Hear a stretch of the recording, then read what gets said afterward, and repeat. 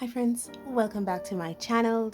What am I doing today? Today you're actually seeing me in my rare element because I usually do a lot of practice pieces off camera, and then when I am ready to bring those to you, then I would do the actual painting piece.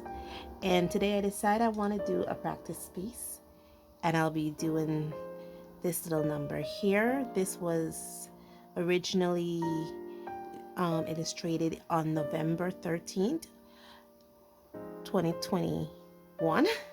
A lot of times what I do is I like to draw illustrations. I notice I do a lot of drawing of illustrations, and I like to save them to render at a later time, or to save them to render when I need the practice with a certain paper, with a different mediums. So when I do sketchbooking, basically sketchbooking in my terms is using different sketchbooks, multiple sketchbooks, and more than one sketchbook basically. And my sketchbooks, I have 4 or 6 different sketchbooks that I'm currently illustrating in right now, and it's 4 or 6 because I have one specifically for an art challenge, and then I have one that is used for watercolor illustrations, one that is used for coloring pencils illustrations, one that is used for marker illustrations. Right now I'm using one for acrylic mediums and acrylic paint markers, and I'm also using a 5th one for crayons and oil pastels. And then I have other specialty sketchbooks, like when I'm testing a certain paper, I'll make a sketchbook just to test that paper.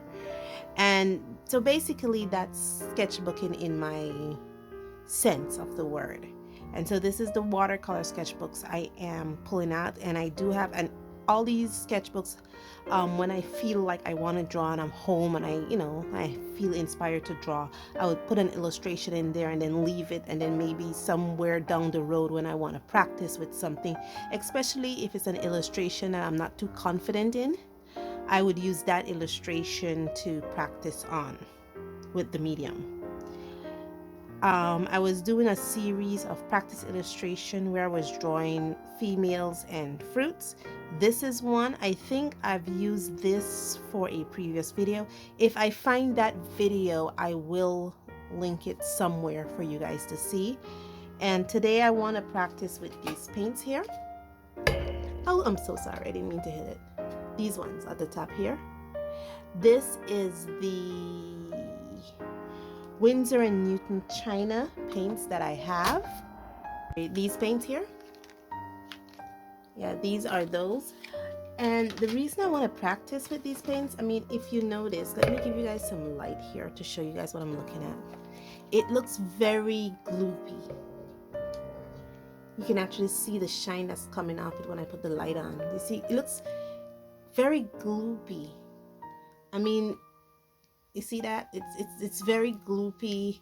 It's not runny. That's the beautiful thing, because right now I have it on an angle, so it's I almost have it, vertical. So but it's very, very gloopy. I'm so sorry to shake the camera. I just want to show you the gloopiness of these paints. And so they're very tacky to the touch, and I want to learn to paint with these. In a previous video that I did, where I was showing the differences between the different Winsor and Newton paints now that I have, I realized that these paints don't behave like I would expect normal watercolors to behave.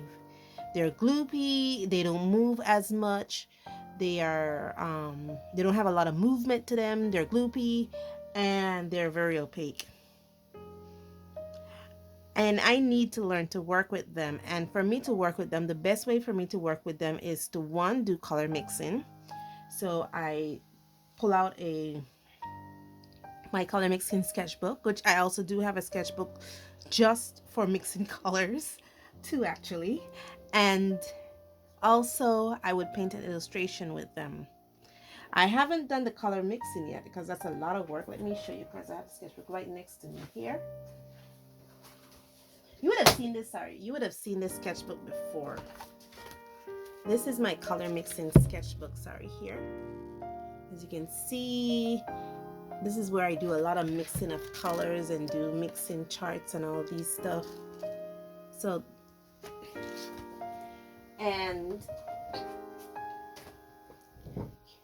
so I don't want to do that yet because there's 24 colors, and knowing me and my obsessive research nature, I would like to see what all 24 colors looks like when they're color mixed. I think that's the next project I need to do, color mix all these stuff to check out, because it's a lot. It's 24. This is one of my bigger sets, and the color mixing is going to take a lot.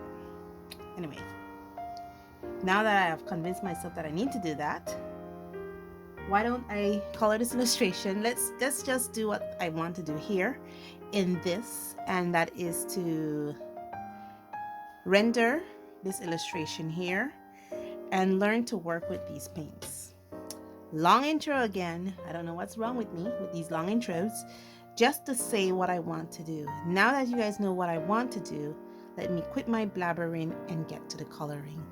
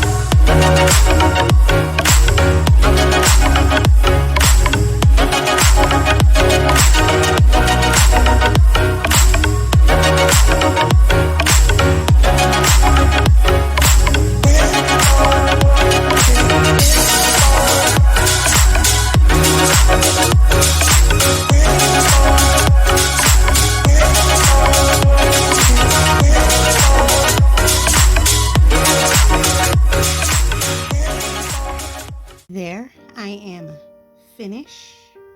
Well, at least I thought I was. And the reason I said I thought I was because I saw something I want to fix up. Just a tad, nothing too major. Yeah, right there. Yeah, just add something right here, because I'm looking at it and I was like, wait a minute, something's missing right in the hair. Yeah, right there, it's missing. So the brushes that I'm using, I should have highlighted that the brushes that I'm using are actually the Milan 311 brushes. I have them in 3 different sizes, and beautifully I've used all 3 sizes, and those sizes are, the one I have in my hand right now is the number 8. And as you notice, I'm actually using this like a detail brush, which is really nice because it has a really good point. And I'm slowly but surely falling in love with these brushes, you know. The other brush I had that you saw me using, the first one, is the same brand, the Milan 311. Here you go. This is the number 24 size. Look at this hunker. Gosh, this is such a huge brush. Look how big this is. Gosh, this is just a gorgeous brush. This is what I did my background with. And the brush that you saw me using for most of the illustration is same brand, the Milan 311. And this one I have in my hand is the number 14 brush. And I've just gotten into using these bigger brushes. Sorry, my voice seems to be going. These bigger brushes. I don't know. One day I picked up, I think it was a number 8 brush or a number 10 brush. And I just love the feel of that brush in my hand. And with my carpal tunnel syndrome, using these brushes with thicker girts is just so much more better for me. Just trying to, create some shadows and stuff. I'm learning because I'm actually thinking about my shadows, where they go, where they don't go. So yeah, these brushes I actually bought right here in my country at one of my local art and stationery supply store. I will put that in the description below so you guys can, if you're here in Belize and you want to get these brushes for yourself, you can order them from the same store I bought them from. And the paints that I use are the Winsor & Newton China paints. The paper is from Fluid 100. This is their 100% cotton paints. And yeah, because I did that 10-hour sketchbook challenge where I worked with those Crayola washable watercolors, one of the things I've learned using that is that how to work with paints that don't move. And it's not necessarily to create movement. Right now I have this pumped up on an easel. I have it at its highest possible stands. And this is, this is 90 degrees. This is 90 degrees. So I have it just about 10 degrees below that. So I have it propped up at its highest possible stand. This is probably about 75, probably 60, probably 50, probably 45.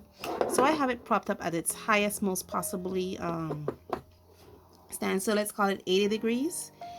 And I really enjoy, I've learned for the past month or so to work on an easel, and now especially when I'm doing watercolor works, I only work on easel. When I work on markers, I have it on the desk flat because I'm thinking about the flow of the alcohol. So especially let me get a pen. Yeah, here's a marker. Yeah, so when I'm thinking about the marker, I think it's best to work on a flat surface because you want to keep the ink flowing. So you want to keep the pen or the marker in a vertical line. Whereas if you use an easel to do marker works on, and that easel is propped up like how this one is propped up, it's not vertical anymore. It's actually the opposite way. It's still vertical, but the point where the ink's supposed to flow is going to be flowing backwards.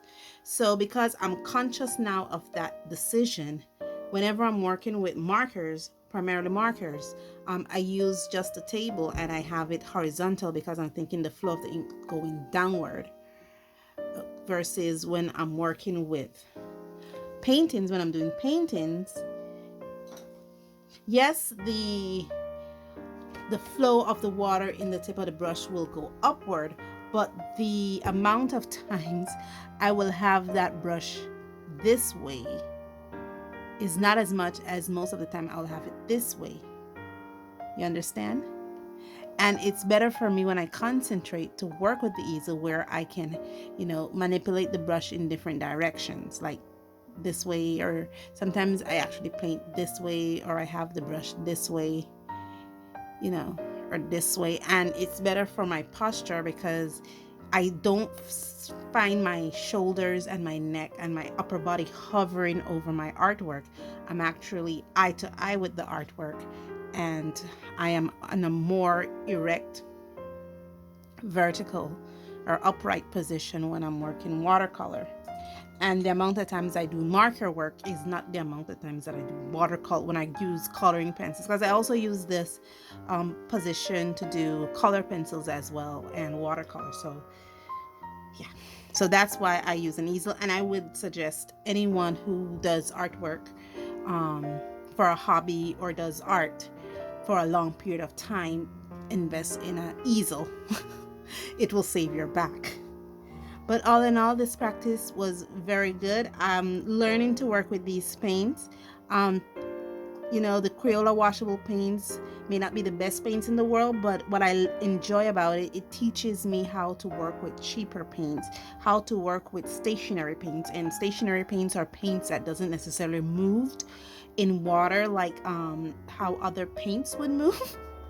How do you explain it? You know, like watercolor paints, they when you put it on paper, it explodes, especially when you put it wet into wet. You know, you see the movement of those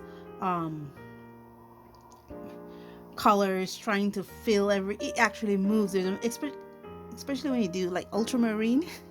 You know, there's a movement to it, especially paints that it has a lot of oscul or viscosity to them.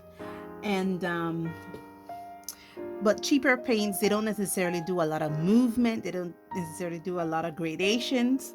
So you know, it's a trick to learn to work with them, and that's what I enjoy. That's what I learned from the Crayola washable paints, and I took it here, and therefore I was able to produce this. But all in all, guys, I think I have blabbered long enough. Let me know what you think of my practice sessions in the comments below. I literally do a lot of these, and this is actually where my learning comes in, my journey comes in, and I think I should end it here. Thank you guys so much for joining me on this journey, and as always, stay safe, stay blessed, and I'll see you in the next one. Bye.